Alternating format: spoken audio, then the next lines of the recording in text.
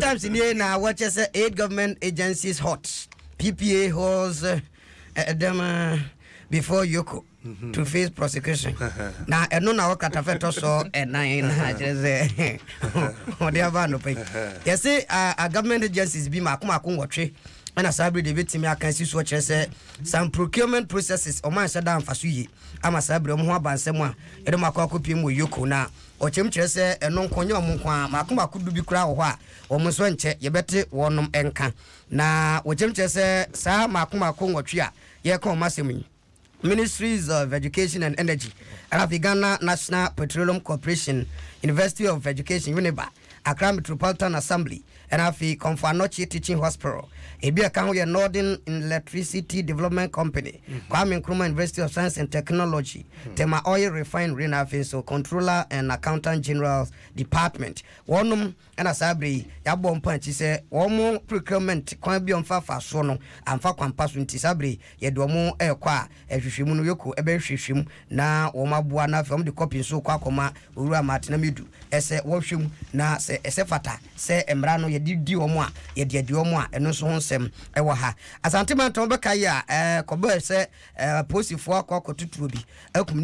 so Yakum for Rem for Enra, and Namakuma Kunanya woman, Isan say Omoye Muslimi Funtino, Omo Yeshe, Ekra, one Ranano, and a criteria by what I say, Busiano, a sutra drink would be a gusso. I say, Omadishan, the moon in pan say, Omoya conference for the pussy phone Susuyeno. Na any Yakako Crowmino, Omo ene a pussy phone, Omnumudinkra, I say, Asamando, your mind padia, Omun Concosi Ben Homa pussy phone or Asamando. Na Omunto furnitures won't find. Na omefro mo from Kotanasi mo munsu no asamando asamando isusie no ye besan ba then the omodan Thomas Nema na ose let's support Bank of Ghana to sanitize banking sector mampani na do dan kwakufu adonso na dia tudwa we no page 17 of the Ghanaian Times and no pay and non so ewa ensembe breke ka ho a sadia mami bonitew no nso bonitewa yo ya the Daily Graphic be bonitew atwa so katafa duonu na ye de fm a chechefo ya na yese wo bonyo so so obetwro nsɔhwɛ ani owie training college no a yese sa twro nsɔhwɛ na de lances no wa yese doctor ni nu kita lances ya de na mo wanwe adwuma yi a ni ajo lances na dikan ye ba se wonu bonyo so a chechefo wonu mu ye demonstrations aworo ye mpene ne Daily Guide katafa aduonu wo se nura so for sure mayi ya disua mu nsam so Matiopoku prempe wone a chechefo nka mu komiensa ye wo omayi mu Ghana National Association of Teachers NATE and a National Association of Graduate Teachers na grate no and wonum so a ye frɛ won concerned teachers ye so mu nyina so ya gyatum ye betwro nsɔhwɛ no ye say chechefo na fedie omosi adwobra ombetwro enu ntim panimfo se sa wo ye checheni sa wako training college no wi a tumirika se ya na enhyehye ye bo se odi so na wo twro sa nsɔhwɛ ne de lances no ye se di so evisa afimu no a chechefo no wi school bi ombehwe se ombema o ma twro sa exams no o ma de lances no ombeya gosi se checheni bia obejo lances Daily Graphic no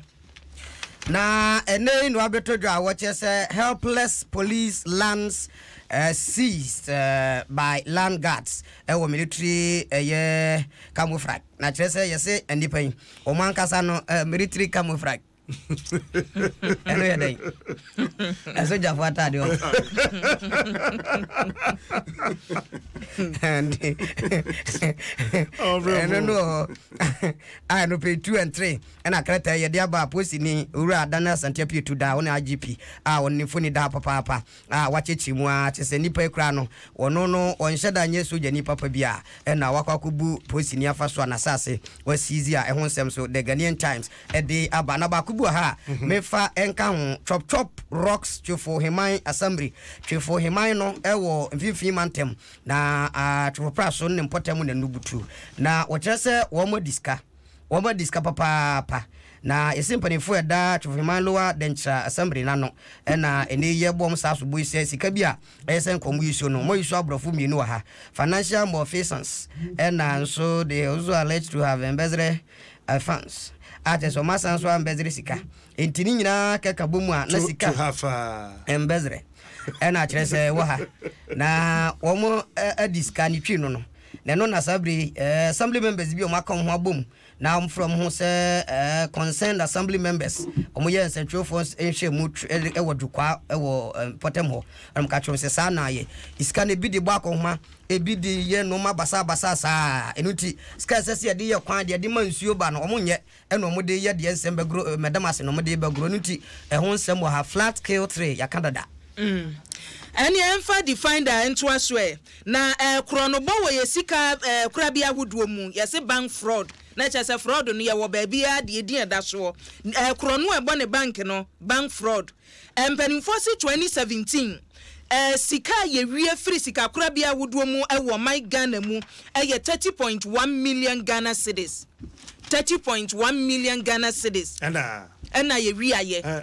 ye wie free bands ahodoɔ mu na no kra na ye se attempt ya manfo make ye no ko mu wie 160 million Ghana cedis ana mpanimfo toto niema enti ne omunya akwan wie ye no 30.1 what you say we no ma memra krata fan 9 ma memra krata fan 9 wo mo say attempt ya manfo make yes a wohwe niema senko mbe wie sika no attempt banks ahorow mu banks ahorow e wo o my Ghana mu enkrofo sika ko mbe wie free ho no attempt a manfo make ye no ka sika mbe tumi awia senka niema nkoyi a ka sika mbe tumi awia ne ye 160.3 million Ghana cedis. I don't know. The banking fraud. If you was ATM fraud, if you story next almost 16% of total attempt no and a year successful. Inti be 84. Almost try ba anye inti 30 million na pen and 40 million out of a possible 160 million. Enti minim se we no yanka se o ma ya de atumi aso anu ana se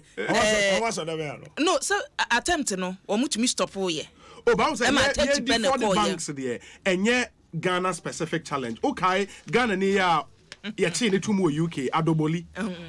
and they are in a huge amount enti so when put systems no in place so how no be successful I don't know. Years gone by, you know, said you're not rate, no, no buy so no share has say an say story no previous years ne de no entum di o musi we de anu adoboli de no anu adoboli de nti define that on this story na sitin we oh don't laugh yes free bank when see o moti we akakra bi na ya o say o we bebre oh asen ka wo be fa kese na e bo won senti kitwa na afa ye na fa she obotom sa adoboli kwa fa so di we sika no UK no we adoboli that's say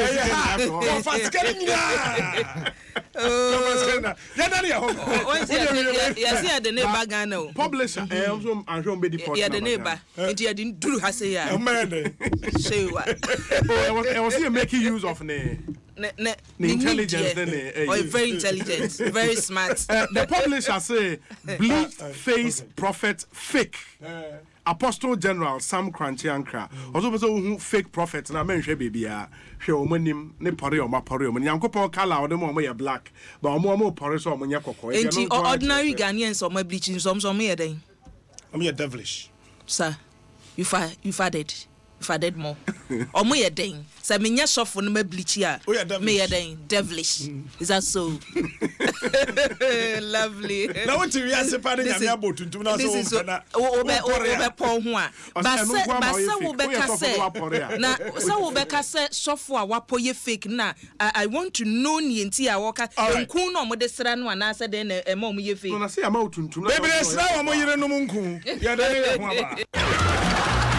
Join the Laugh Cousin Fiesta with the best of African comedians at Glow Laughter Fest.